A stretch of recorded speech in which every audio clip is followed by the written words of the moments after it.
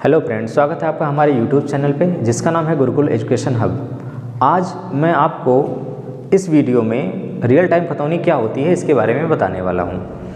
आप जानते हैं कि मैं अपने चैनल पे ज़मीन से संबंधित समस्याओं को बताता रहता हूँ। इसमें लोगों की समस्या क्या है उसके बारे में मैं समाधान बताता हूँ।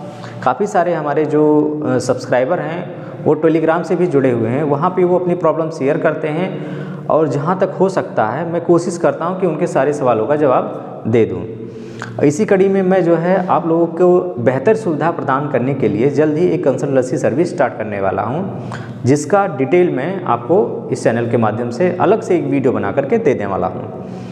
आज मैं आपको रियल टाइम खतौनी के बारे में बताने वाला हूँ। काफ़ी सारे सब्सक्राइबर जो है कमेंट करते हैं कि रियल टाइम खतौनी क्या है, इसके बारे में हमको बताइए।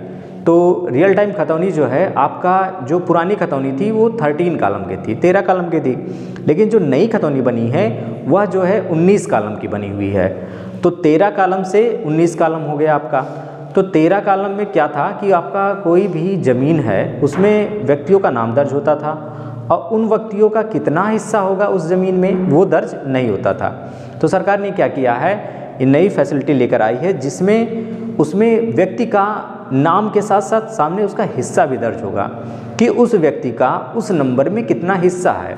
हिस्से संबंधित मैं वीडियो बना चुका हूँ। देखिए, आपको हिस्सा निर्धारण करने के लिए उत्तर प्रदेश राज्य संहिता 2006 की धारा 116 के अंतर्गत उपजिलाधिकारी न्यायालय में मुकदमा लड़ना पड़ता है, लेकिन वो अब ईजी हो गया है। अगर आपका हिस्सा लगा हुआ है खाते में, खतौनी में, तो आपको ये सब करने की ज़रूरत नहीं है।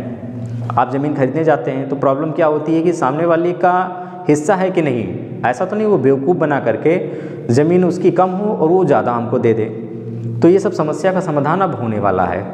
आपको रियल टाइम खतौनी में उस व्यक्ति के नाम पे कितनी ज़मीन है ये पता चल जाएगी, लेकिन ये किसके पता चलेगा, किन ज़मीनों पे पता चलेगा? ये केवल उसी ज़मीन पे पता चलेगा जिस पे हिस्सा लगा हुआ है। और ये रियल टाइम खतौनी में 19 कॉलम है।